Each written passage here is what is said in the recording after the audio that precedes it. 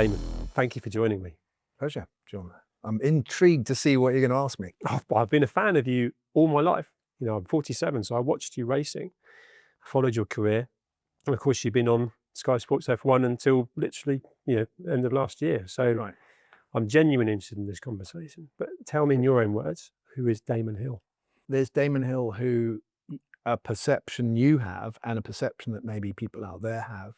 And then there's the person I know and the person that my family knows, and they'll all have their own take on who you are. And the only way you can relate to people is on the basis of their knowledge of you. I know about myself that I am a certain way in certain situations, and sometimes I'm happy with that, and sometimes I'm not happy with that. But I also recognize I have limitations, so I would like to be a much better guitarist. I know I can't. It's too late, if I've started when I was 3 or something like that. But it's a passion. But it's a passion. So there are things that you realize you can't do. So if you're young and you're going into a situation, there's probably lots of situations where you're not sure of yourself, but you'll find certain situations where you're more comfortable and you're better at. And that is sort of your guide, is to follow those directions, because it will be an easier path. But that doesn't mean you shouldn't try the things you're uncomfortable with. And then you do this thing called growing as a person, where you're more capable in a variety of situations. And that should be a goal, I think, for people. Well, I'm not lecturing, hopefully, but No. It's like an evolution, actually, what you're describing there. And the Damon Hill that I have only watched on, if you like, the TV screens as a Formula One racing driver, winning the 1996 World Championship, fighting Michael Schumacher many times through your career, but also fighting probably all sorts of thoughts, demons in your head, even into sort of battles within your own team, to then being 12 years, I think you said, as a Sky Sports F1 presenter, pundit. That's the perception that I've got, but actually you've just ultimately filmed a documentary.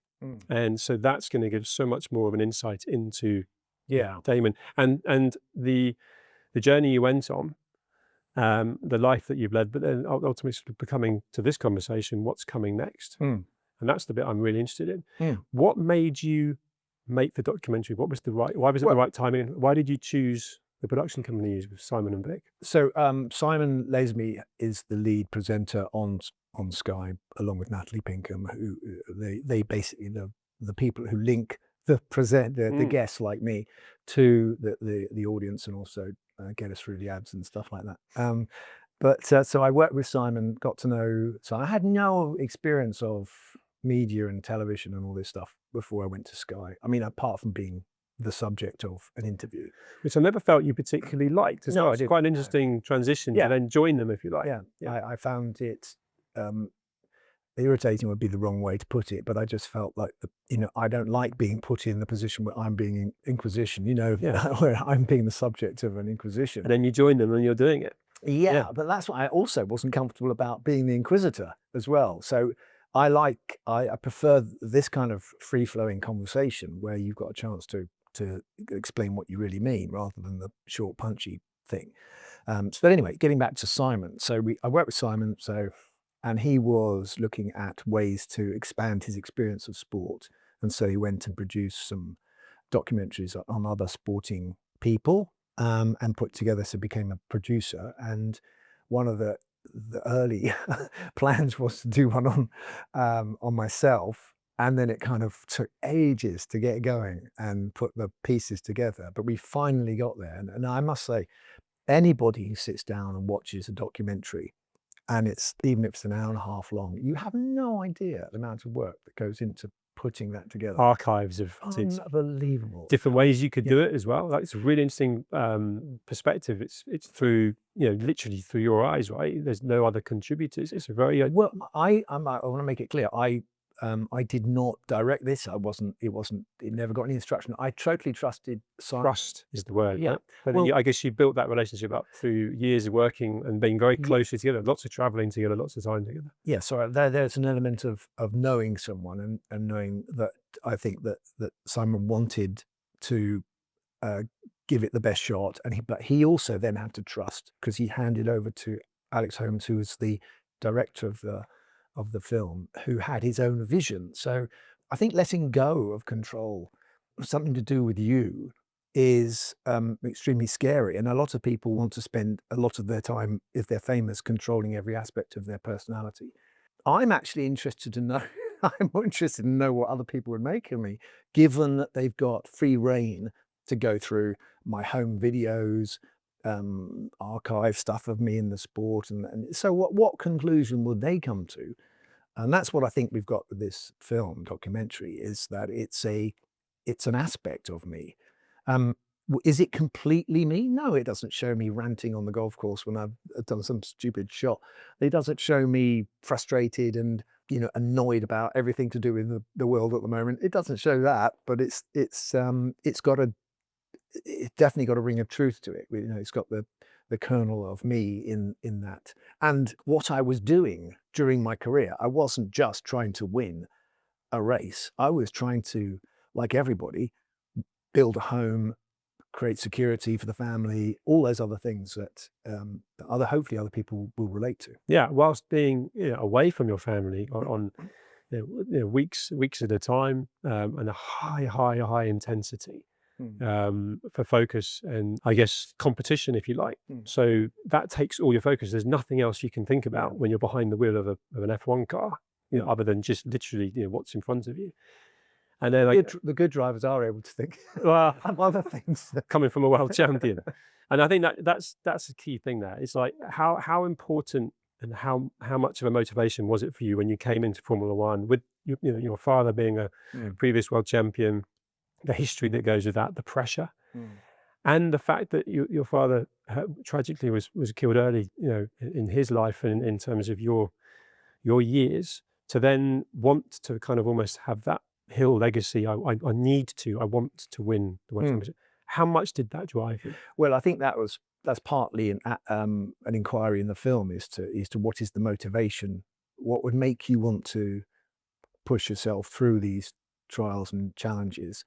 What was the influence of having a father that then tragically died, as you said, so he wasn't around to help me, and the issues to do with what is that a father-son relationship is, you know, stuff like that. You've got no guidance. And there are times, and this is probably a reflection of how we had this chat when I first was talking to you then outside, watching you at times on the screen, and then having had the pleasure to watch the documentary myself. There's an element of you being alone, you know, and we know from the documentary, let alone as history, you know, says it, you were very alone in that Williams team, and you still managed to win the world championship. I'd love to know what was going on in your head, and how you dealt with the fact that there were so many people against you. You didn't have a father to talk to. Yes, Georgie, the family were there, but sometimes you were on your own. Did you know, that mental strength is huge, and you won the world championship in 1996. Part of the test with something like sport is that you are going to be put to the test. You're going to be challenged. It's a bit like being a politician. They're supposed to be public servants, and they're supposed to be challenged on everything and quizzed on everything. And one thing that kind of slightly surprised me was that with the British press at the time was that they weren't supportive, and I thought that was their job. But of course, their job is to write a story. And so one of the things that I could have had explained to me if I'd had someone like my dad around is that that's not how it is, son. That's not how the world really works. So I had to learn on the hoof as I went, and I sought advice from various people, and those people did help. So, but I wasn't really ready for it, and it was also quite late on in my career. So it was, you think you'd be able to do that, but once you're in that situation, you haven't got time to do the research. You know, it's happening all around you straight away. And I fell into a few potholes, a few traps, man traps along the way. But I had to learn from that experience. So I think that's a good example of how, you know, a painful experience is a good opportunity. Resilience, which makes you a better version of yourself. But in the time, especially when you're learning on the hoof and in full view, like, you know, huge media coverage, and high profile, because you're always ultimately at the sharp end and fighting for a championship, you know. So one example I give is that when I was driving, I thought the journalists and the TV coverage and the fans and everyone could see right through me. You felt I felt very transparent. exposed. I felt transparent. And the questions you get from journalists and so forth, I just thought they seem to know. I thought I was going paranoid. I thought I was actually over concerned about their insights and stuff. And I was, but you read a small line about yourself and how you behaved and everything by a piece in the newspaper, Overanalyze it. and you kind of go, they spotted me. Do you know what I mean? They spotted something that I also feel uncomfortable about. And I felt very exposed, and I thought that I was exaggerating. And then I started working with Sky, and I realized they really are analyzing everything you say and everything There's a you proper do. science to it. There's a science to it, and there's what trousers he got on, and how is he walking, and all these kind of really intrusive observations. What did he really mean by that? Did you notice that when he said that, he stopped himself and then he changed his mind and then covered up? So that degree of scrutiny is real. And after a few years of doing it with Sky, or maybe the first year, I realized if I'd had this training before I went in, I would have been much better prepared for my career. And I would advise anybody going into any public activity to understand the level of scrutiny you will be under, because you need to have a wall, not to hide behind, but to protect you from literally the feeling that you're being stripped apart. And every little tiny molecule is being analyzed, because it's extremely unsettling. They're trying to find a weakness as well. And of course, you're in a competitive environment, and so I'm interested to know your thoughts on fast forwarding to the 2025 season, if you like, where there are drivers all competing against each other, but there's so much that's out there with Drive to Survive and social media, and they're showing their emotions. They're giving information away to competitors. Whereas in this instance, you had to, you probably realized you were being everything extracted from you. You're feeling vulnerable, so you close off. So that puts it all in here, which we know now with the whole mental health journey. That's the voices in your head and how you came through that, because that could have crushed many, many people. But not only did you come through that and be successful, winning multiple races and again the '96 championship, but you sort of never let it get you down. Have I got that right, or did you have moments where you went into the trailer and you put your head in your hands and you let it out, or did you just keep it? Completely. I mean, you have to, when you've got a lot of attention on yourself, and then you have to walk into the paddock, knowing that the moment you get out of your car in the car park, you're going to have cameras, people following you and watching everything you do and say, is a trial. So you do have to have a strategy for dealing with that.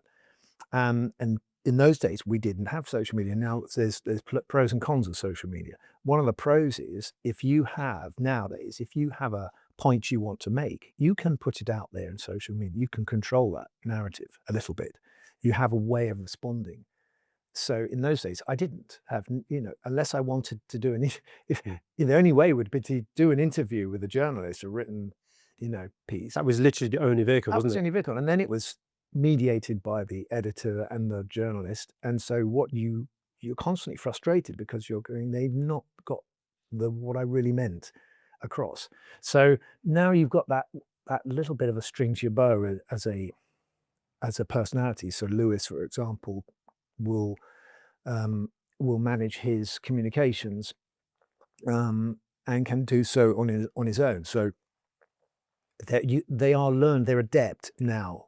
They have to be, because they have to be adept. The power they have to communicate is huge, and possibly, even greater. The drivers have even greater power now through that medium than anyone else in the sport, really. Feels like it. Yeah. So they've now got a huge responsibility, because they have to think carefully before they open their mouths on social. That makes me think of some of the stuff that's in the press right now. For context, filming very much the end of January 25 with a season coming up and reflecting on 24. A lot of radio messages, particularly from Max Verstappen, where he's openly swearing and criticizing the team and acting about it. Is there a bit of a lack of respect that's crept into the sport, with sort of decisions being made that are more entertainment based? Yes. Well, you mentioned Netflix. I mean, Netflix is a drama. And it's revealing as well, because you said it shows behind the scenes. And I think that is valuable, because it shows someone going, going home to their apartment after a bad weekend. You know, that never happened, right? There was No, a no. level of intrigue, which I think was quite nice as well. But we didn't know what Damon was doing outside of a race weekend. Yeah, I think it's well, there would have been stuff that was done, but it would be a very staid or kind of formulated thing that would be for a sponsor or something like that. You didn't have the control of it. But anyway, Netflix will follow you to your local restaurant or getting up to whatever you get up to away from the track, which I think humanizes and brings the fans closer to those people as understanding them as people. This Netflix thing is Entertainment. yeah, it's the communications you were talking about. Well, there is a question as to whether or not people are doing stuff because they know it's going to be broadcast. That's what I'm thinking. Which tapped into the social media, things going viral for all the wrong reasons, but it's clickbait. I mean, Fernando, definitely. Fernando's incredibly. If you know Fernando he makes me laugh because he's so smart and he knows that if he says something during a race, it's going to have an effect. Sometimes he did it unwisely and it damaged his career, but he will come up with things because he knows it's being broadcast. It's not just going to his engineer. Whether Max's attacks to his race engineer is something that he'd be proud of after the race, I'm not sure. And in future years as well, because he's still so young. There's drivers on the grid now that, I mean, you said it yourself, he came into the sport relatively late, relatively in context of some of the kids coming through. 16, 17? And so actually, you can be quite forgiving. He was 16, I was 32.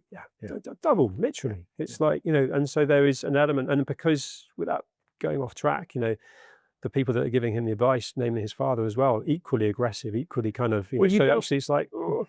But he's performing. Yeah, he's been winning from the minute he got in the car. Well, Jos has said that he's, you know, he understands his son is honest, he's direct, he's being himself, he's authentic, and he's proud of him. And I totally get that, and I would be proud of my son too, what he's done. And Matt perhaps wouldn't be proud of him talking to anybody sometimes in the way he does, but you can excuse that. Say it's in the heat of the moment, it's a race. But anyway, we're getting slightly off the track, but what we're touching on is the scrutiny that even you can win 4 world titles, you can win 9 world titles. You are not going to be immune to criticism. It's not an issue of, it doesn't silence all the critics. As far as your driving goes, probably that's enough. You know, that's all we know. But we're not only interested in how many races you win. We're just not. That's human nature. We are social creatures. We are interested in you. Whereas there's a passage in the Iliad where Odysseus goes and he lands on an island, and I can't remember which the name of the people are, but he lands there and they have to find out who he is, because in those days you'd be a stranger. They need to know, well, where do you come from? Are you just a forward emissary of something greater that we need to be concerned about? You know, they need to know everything about you, and your story of yourself is taken very seriously, and they will put it to the test. They want to know whether what you say about yourself is borne out in actual fact. They'll ask you to perform certain tasks to see if you're, you know, if you go in somewhere and say, oh, I can juggle, and they go, okay, then show us. You know, so point is that the Netflix thing has opened up the human side of the sport, as is all reality TV in a way. You know, it's made people interested in the behind the scenes. The problem with it is that if you show the workings, it's like being a magician. You know, you don't want to know how the trick is done. Somewhat in some way, the illusion itself is I mean, compelling. Do we really want to know who Bob Dylan is? What it has done is it's got my wife watching it and countless people that weren't, which is exactly what, you know, Liberty Media and F1 wanted, right? Yeah. So it's like, whereas I guess purist fan of the sport and countless people around me, you know, we're not necessarily watching it, which is quite an interesting dynamic. It's a little bit like, what is the value of a celebrity? Some people are famous for just being famous. We want the sport to have the essence of it to be authentic, an authentic test of skill and prowess. Yeah. And if it is now rewarding those who are able to keep the viewer watching all their other stunts that they get up to, and they get signed up by a team because they've got a massive media following, because they're entertainers, I'm uneasy about that, because I think whilst I want characters in the sport, you know, the sport is founded on extraordinary individuals, whether or not they're able to hold an audience. I mean, if you were to put Jim Clark in this context, you wouldn't get much out of Jim Clark. And maybe he'd warm up, maybe he'd change, maybe be a different person. Yeah, you always can't compare. He wouldn't know what on earth a smartphone was and so on. But yeah, Yeah, and Fangio is famous for not speaking English, so you hardly got anything out of Fangio. But he's regarded as being his name's the greatest of all time. and we have these conversations all the time of who is the greatest, and there's a really good example of why you can't even compare. But I'm going to completely contradict myself now and ask you, who is the name that comes as the GOAT, the greatest of all time, when you ask that question? Well, I think there's a bunch of them, and I'm not evading the question. I just don't think you can compare era to era. I agree with that. I think you could break it down into decades, and you could say, maybe it was Fangio in the 50s and Clark in the 60s, and maybe Stewart in the 70s and 80s. Starting to struggle now, but yeah, I mean, who would it be? Villeneuve. Someone would say Villeneuve, but I would say Prost, possibly, 80s and 90s, Senna, maybe worse. So there we go. I mean, there's a bunch of people, the usual suspects. I love the fact that you said Villeneuve.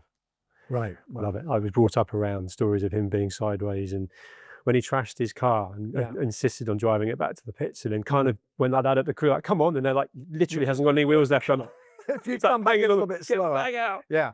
So this is where you get into the enjoyment of the sport. That's the emotional human side of it as well, right? Some people love that. Some people love the thinking driver, like the Lauda and the Prost, I guess. Yeah. With coming back to you and almost that kind of right back in that moment, trying to win the World Championship, winning the World Championship in '96, and the documentary. Did you enjoy your time in Formula One?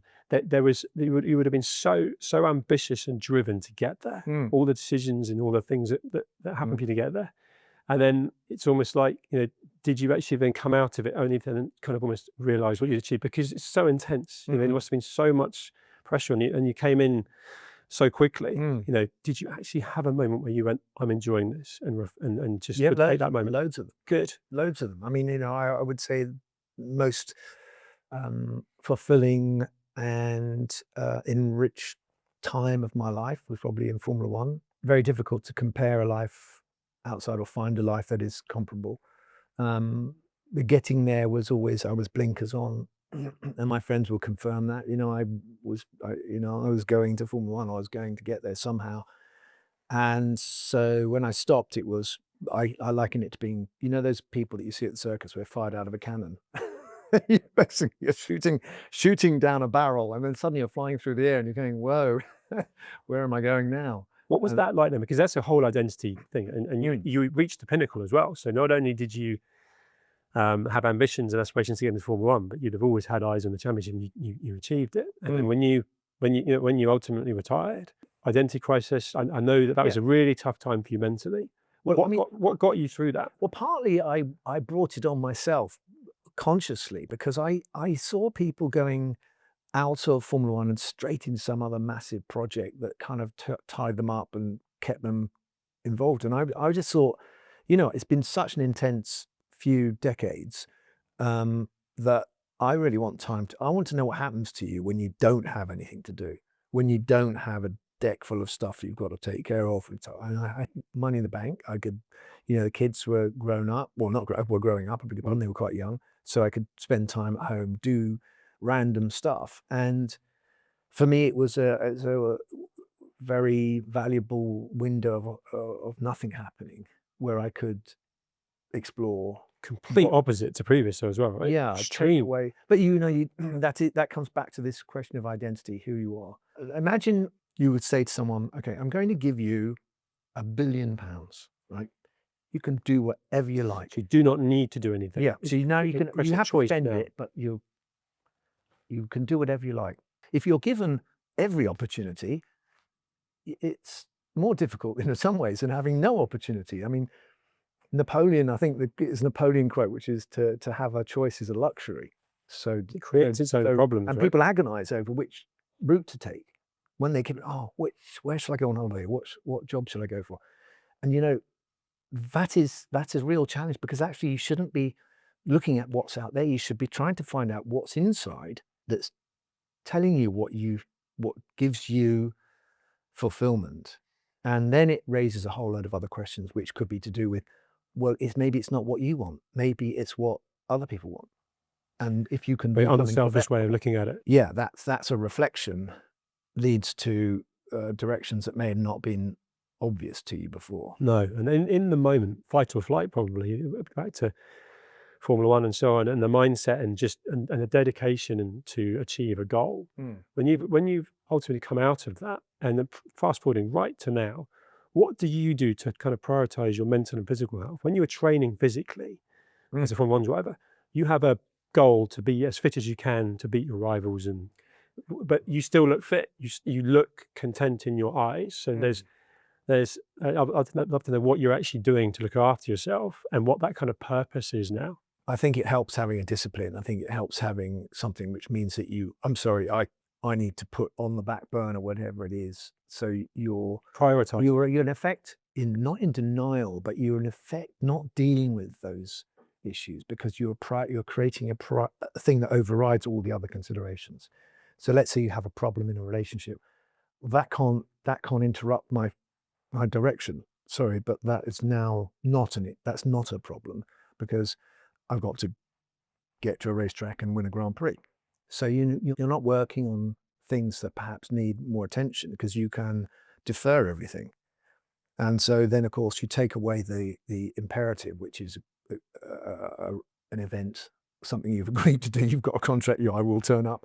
You can't not turn up. So, and anyway, you want to turn up. But then you suddenly go, okay, well, now I can't ignore the other things that needed attention, that didn't want to be distracted by. Yeah, that's focus, right? It's focus, but is it healthy focus? I mean, a lot of people may go, oh, I can't think about that. No, I've got to go to work, or I've got to, and so, but all the time it's nagging away in the background and undermining their it's undermining people's fully invested nature of what they do. Because if you ask an artist, why do they do what they do? It's because they don't know any different. They creative as well. Yeah, they're stimulated by creative. Don't ask me why I'm playing with clay. I feel like I want to play with clay, or write music, or something. Yeah. And then the journey goes. So here's an interesting one for you, because you clearly had a lot of success throughout your life, and that the answer to this question would have completely been different at different phases. But right here, right now, how do you define success? What does it look like for you? I think someone asked me this not so long ago, and the answer I gave was that I defined success by my own criteria, not by other people's criteria. And I found that an issue the whole way through my career, is that people would be pushing me, egging me to do what they wanted me to do. And I think Lewis is like that. I think Lewis is quite content to set his own ambitions, his own agenda, and to hell with everyone else's expectations and desires. Because if we do that, we tend to want to own someone's success, and we go, and they imagine that if we were that person, we'd be doing this. So, for example, I mean, I don't want to be a spoil sport or anything like that, but I never really turned up in flash cars and did all that stuff. I know. I know that people want you to live the dream. They want you to have, countless girlfriends or whatever it is. They love to do that themselves, probably. But if it's not you, then you're not being true to yourself. Yeah, I mean, no, I like your answer. And what's next for you? So you've you've sort of hung the microphone up. The Formula One career is behind you, and that kept you in Formula One. Are you going to still have an involvement? Are you going to enjoy that kind of distance and break? Have you got eyes on other things? No, I think you can't escape Formula One. I think it's everywhere you go. Everywhere I go, it seems to follow me around. I can't seem to escape it. I'm fascinated. Do you embrace that then? Yeah, I think so. I think there was a time when I wanted to get away from it. I'd had enough of it, and I didn't like what I was seeing on the track and in the politics of the sport. I don't think that'll ever change. I think there's always going to be controversy, which is either annoying, frustrating, or entertaining. So that's All at the same time. I think, you know, I'm very lucky that my heart has been around my life since I was born. I mean, you know, Sterling Moss came to my christening, you know, so it's like Amazing. there is no escape from this thing. No. So how will you say, or is that a chapter that's not written yet, or are you already It's not making written yet, stuff? so I don't know. I've got people wanting me to do various bits and bobs, but as I said to you before, what is it that I want to do? And that's the question I'm trying to answer now, I suppose. And then I can put energy in that Yeah. direction. Sounds like the guitar needs to feature in that. Well, then you tell, yeah, the guitar only features in my world. It's not something No, I get it. for public consumption. And that's important as well, right? We need to have that. Yeah. So I'm just conscious of, it's again, end of January. So we've got no data, no information on the 2025 grid and how the cars are going to be. What's your prediction for who's going to win the championship? I don't know. Isn't that quite nice? Yes. Yeah. So I think the rules that they came up with naturally condense the grid and make it more difficult for the ones who have got an advantage to get further away. So it's like you're climbing up a hill, and if you're ahead of everyone, they keep putting more stuff in your rucksack. Yeah, load up some lead in the front of the car. Yeah. So the guys at the back should be catching up. Yeah. And I think this is good. I think that was a good decision. Let's both call it. I mean, you know, you've got to name someone. I'll lead and say probably a bit with my heart, Lando Norris. Mm-hmm. Oh well. McLaren ended on a high. Yeah. And Max obliterated the first half of the season and then, you know, fell away. But I think it would be a foolish person who discounted Max. I agree with that. He seems to get results like Michael Schumacher did. He'd get results out of nowhere. Yeah. With lesser equipment. Yeah. He's in that. He's really in the purple patch in his abilities, and probably going to get stronger as well. Lewis, you have to say, is getting on for last chance saloon with Ferrari.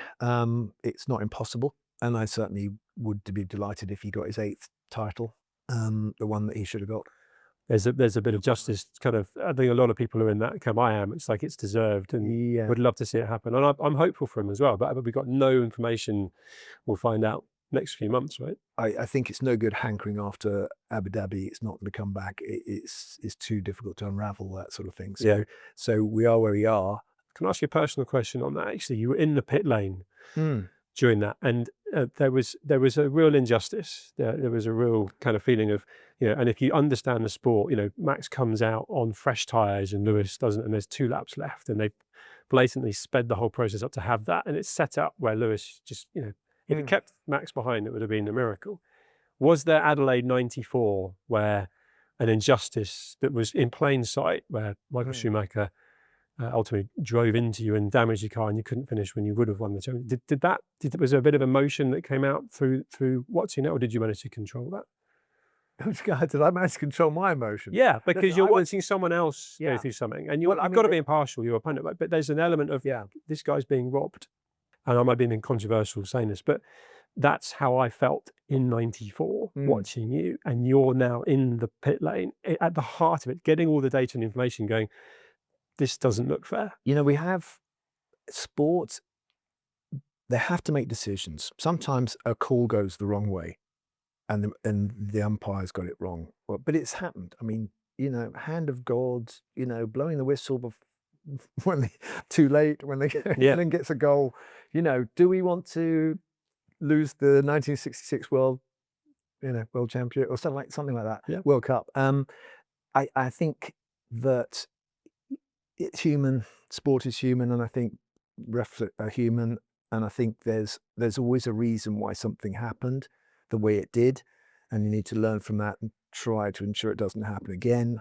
And this is going to upset people, but it is only a sport. You know, there are a lot worse things that happen that shouldn't happen. So we do need to get a little bit of sense of perspective on it. Especially coming from someone that's had something like that happen. I think that's really, really mature, really, you know, overarching view. I wouldn't want it if someone said to me, it sounds like if someone says to me, okay, we've looked at it again and we think you should be world champion. I don't want it. I don't want to win like that. No. I don't want to win like that. It's in the past. It's what the story of what happened in 94 was. It happened exactly the way it should have happened. So you're totally at peace with that. Yeah, I mean, I know. I can feel that by lost it and since, you know. So it, you know, the whole season was tragic. You know, it was complicated, tragic, and intense. And I think you can say the same about 21 when, you know, it was very intense. And there is a reason for things happening the way they happen. There is something which is you have some consolation in the knowledge that it wasn't you that did something wrong. Yeah, of course. Yeah, You know? yeah. And you're part of It wasn't- history that gets talked about a lot. So there's a positive in that. You got to Like, do the right thing. there's So that- seasons that no one talks about. yeah. 94 gets talked about. It brings emotion out. It brings pub conversations, all sorts of emotional conversations. But it's ultimately it's not going to change anything. No, So I mean, if you know the umpire's decision, we have to have someone. You enter into sport and you're going to go, here's the rules. These people are going to make decisions. You have to accept them or not. It's no good standing at the crease going, that's not fair. It's not right. I'm not leaving. sure. We don't want to see that in cricket, do we? No, no, I get it. I mean, if a umpire is repeatedly making the wrong decision, that's another issue. No, absolutely. That's a problem that needs to fixing, which I think is a conversation we're having in Formula One at the moment about the stewards and the rule making and so on, the consistency. But I've been looking forward to this conversation. I've then thoroughly enjoyed it. I hope you have too. It's been an absolute pleasure. very talking good. to you. I'm sorry if I went on too long. Not at all. And when does the documentary come out? When can we all watch it? No, it was going to be March. Now it's May, I believe. May. So yeah, No. and so you'll be able to have a look and see what we think. So well, I've been lucky enough to see it, so I know how good it is. And thank you for making time to talk to me today. Thank you. Thank you.